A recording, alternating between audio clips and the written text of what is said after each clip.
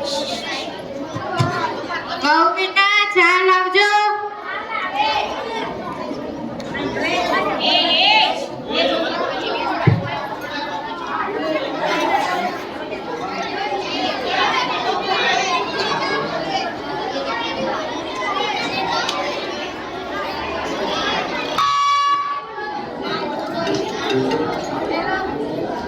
Hello, બોલ બેટા, સવાર સવારમાં ફોન? હા પપ્પા, મને તમારી બહુ યાદ આવી એટલે ફોન કર્યો મેં. સારું બેટા, બોલ, બધા મજામાં છે ને? હા પપ્પા, તમે મજામાં છો ને? તમારી તબિયત સારી છે ને? હા, મારી તબિયત સારી છે. હા હેલો પપ્પા, હું તમને 2-3 દિવસ પછી મળવા આવીશ. ઓકે? સારું બેટા. ઓકે પપ્પા, બાય. બહુ બેટા, કુસુમ, ચા નાસ્તાનું શું થયું? મારે બીપીની દવા લેવાની છે, જલ્દી કરો.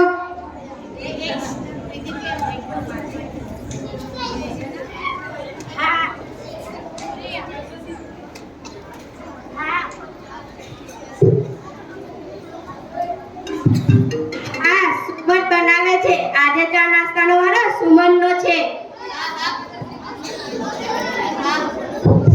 હા હા, મને ખબર છે. ચા નાસ્તાનો વારો મારો છે. હું બનાવું છું ચા નાસ્તો. વારો? શાનો વારો? આ બધું શું છે?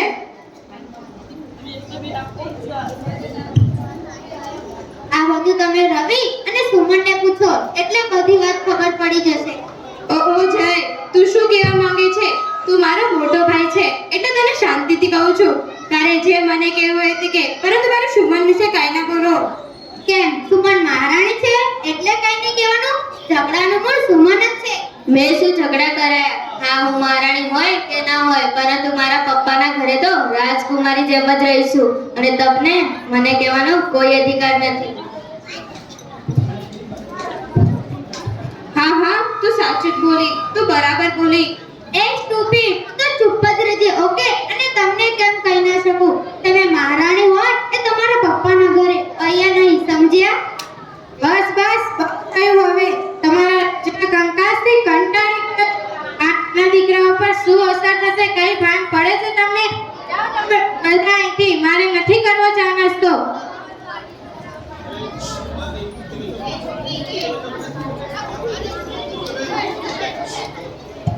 અશોકભાઈ મનોમન વિચારે છે, આ બધું શું થઈ રહ્યું છે? કાંઈ સમજણ નથી પડતી. આમ ભાઈ ભાઈ કરતા રહેશે તો આ ઘરનું શું થશે? આજુબાજુવાળા અને સમાજના લોકો શું વિચારશે? સીતા, તારા ગયા પછી આ ઘરને નથી સંભાળી શક્યો. આપણા દીકરાઓને એક નથી કરી શક્યો. આ રોજના કંકાસથી કંટાળી ગયો. હવે મારે કંઈક ઉપાય કરવો જ પડશે. અશોકભાઈ તેમના પુત્ર વચ્ચેનો સંઘર્ષ જોઈને ખૂબ જ નર્વસ થઈ ગયા છે અને તેમને નક્કી કરી દીધું છે કે મારે કાંઈ ઉપાય કરવો જ પડશે. તો ચાલો આપણે આગળ જઈએ કે અશોકભાઈ શું ઉપાય કરશે.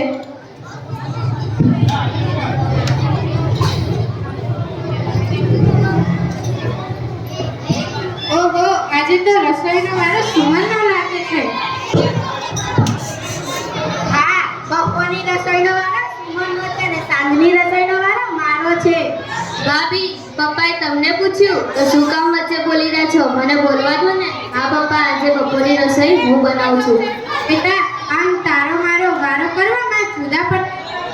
જો મળીને રસોઈ બનાવશો તો એની મીઠાશ કંઈક અલગ જ હશે. બેટા, ચાનો વારો, રસોઈનો વારો, કપડાં ધોવાનો વારો, મારા અંતિમ સમય પાણી પીવાનો વારો ના રાખતા, નહીંતર હું પાણી પીના વગર જ મરી જઈશ. અરે હા રવિ, તું સાયન્સ સિટી રોડની દુકાન લેવાનો હતો ને, તેનું શું થયું? હા પપ્પા, લેવાની જ છે. 50 લાખ રૂપિયા થાય છે તો 25 લાખ રૂપિયા હું કાઢીશ અને બાકીના 25 લાખ જયભાઈ કાઢશે. અરે રવિ, આ તો શું કહે છે? 25 લાખ શેના? સુમનને બ્યુટી પાર્લર બનાવવાનું છે એટલે દુકાન લઈએ છીએ. અડધા તો તમારે જ આપવા પડશે. અરે રવિ, તારા સસરા તને આપી દેશે, પણ મારા સસરા એટલે કેપેબલ નથી કે એ મને આપે. એ બધું અમારે નહીં જોવાનું. ઓકે? અને હા, તમે જ્યારે ધંધામાં નુકસાન કર્યું હતું ત્યારે રવિએ પોતાની બચતમાંથી તમને 12 લાખ રૂપિયા આપ્યા હતા. અને હા, તમને ખબર ન હોય તો કહી દો કે તે રવિના લગ્ન નહોતા થયા. હું એ જ કહેવા માંગુ છું, તે પરણેલા નહોતા છતાં તમારી મદદ કરી હતી. તમે એક છોકરાના બાપ બન્યા. હવે તો તમારી જવાબદારી સમજો. અરે રવિ, તારી વાઈફને સમજાવી દે કે નાના મોટાનું માન રાખે. બસ બસ, બહુ થયું હવે. તમે તો સૌ જાનવર જેવા છો. તમારી માં ઉપર બેઠી બેઠી શું વિચારતી હશે? હું તમારી માં પાસે જતો રહ્યો હોત તો સારું હોત. તમે બંને કાલે ઘરે રહેજો. અમિતભાઈને બોલાવીને બધું અલગ કરી દઉં એટલે તો શાંતિ થશે ને તમને.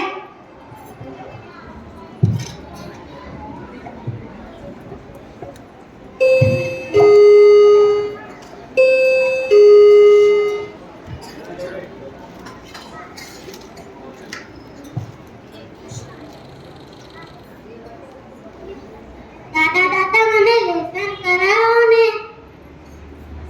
બોલ બેટા, કયા વિષયનું લેસન છે?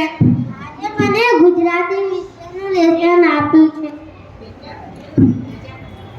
દાદા દાદા, અલગ થાવ એટલે શું? બેટા, તે જે ઘરનું ચિત્ર બનાવ્યું હતું ને, જાતે લઈને આય.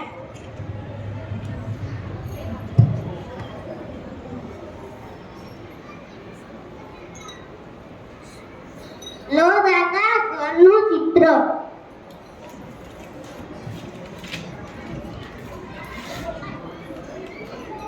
બેટા, આ ઘરના બે ભાગ થવા એટલે જુદા થવું. આ ઘરમાં કાં તો તારા પપ્પા રહેશે કાં તો તારા કાકા. ઝઘડો થવાથી બાળકો પર શી અસર થાય છે તે આપણે જોયું જ હશે. અશોકભાઈએ નક્કી કરી દીધું છે કે મારે બંને પુત્રને અલગ કરી દેવા છે. ગામના મિત્ર અમિતભાઈને બોલાવી દીધા છે. તો ચાલો આપણે આગળ જોઈએ કે આ પરિવારનું શું થશે.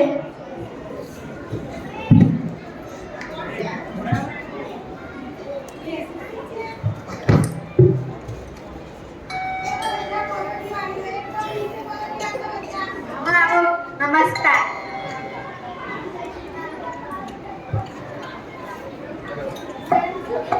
આવો આવો અમિતભાઈ, બેસો. મજામાં બેટા રવિ અને જય?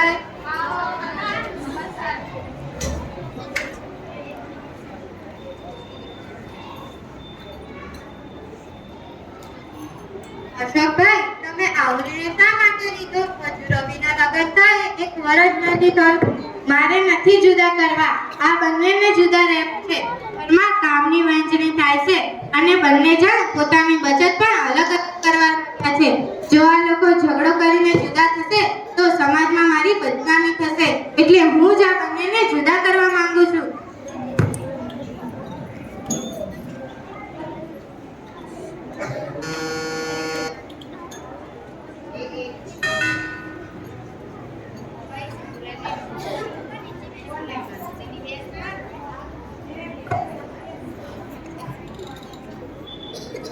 જય શ્રી કૃષ્ણ પપ્પા. જય શ્રી કૃષ્ણ. હા પપ્પા, આ વાત સાચી છે કે આ વાત હું તમને કહેવાનો હતો પરંતુ તમે જ કહી દીધી. મને પણ આ વાત સુમને 2 મહિના પહેલા કહેલી, પણ તેની વાતમાં મેં ધ્યાન ન આપ્યું. પણ હવે મારાથી ભેગું નહીં રહેવાય. જોયું અમિતભાઈ, આ બંને જણ જુદા થવા કેવા ઉતાવળા થયા છે અને તમે મને સમજાવો છો? હા, મેં જોયું. તો બોલો, બંને ભાઈએ જુદા થવા કઈ વિચાર્યું છે? હા, અમે વિચાર્યું છે કે આ મકાનના 60 લાખ નક્કી કર્યા છે. જે મકાન લેશે તેને બીજાને 30 લાખ આપવા પડશે અને બાકીની વસ્તુ અમે વહેંચી દીધી છે. અમિતભાઈ, આ ઘરની પરિસ્થિતિ તો તમે સમજી જ ગયા હશો. આ બંને ભાઈઓ વચ્ચે લાગણી નથી રહી, તેનું મને બહુ દુઃખ થાય છે. બેટા, તમે વસ્તુના તો ભાગ પાડ્યા, પણ એ તો કહો કે મારે કોની સાથે રહેવું? પપ્પા, તમે 6 મહિના મારી સાથે રહેજો અને બાકીના 6 મહિના રવિ સાથે રહેજો. ના ના પપ્પા, 6 મહિના કાંઈ નહીં. બાકીની આખી જિંદગી તો તમારે અમારી સાથે જ રહેવાનું છે. ચાલો અમારી સાથે. ના બેટા ના, દીકરીના ઘરનું પાણી ના પીવાય.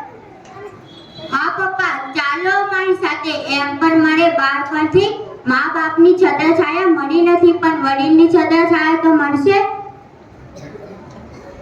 હા પપ્પા, આ જમાનામાં એવું ન હોય કે દીકરીના ઘરનું પાણી પણ ન પીવાય. પપ્પા, તમે મને દીકરો સમજી લો, પછી તો આવી શકશો ને. ના બેટા ના, જય અને રવિ, બોલો મારે કોની સાથે રહેવું? પપ્પા, પહેલા 6 મહિના જયભાઈ સાથે રહો અને બાકીના 6 મહિના મારી સાથે રહેજો. એ ભાઈએ મોટો હું છું ને, નિર્ણય હું લઈશ કે પપ્પાને પહેલા 6 મહિના કોની સાથે રહેવાનું છે. જય આમ કરવા કરતા ટોસ છડીને જોઈ લે. જે જીતશે તે નિર્ણય લેશે.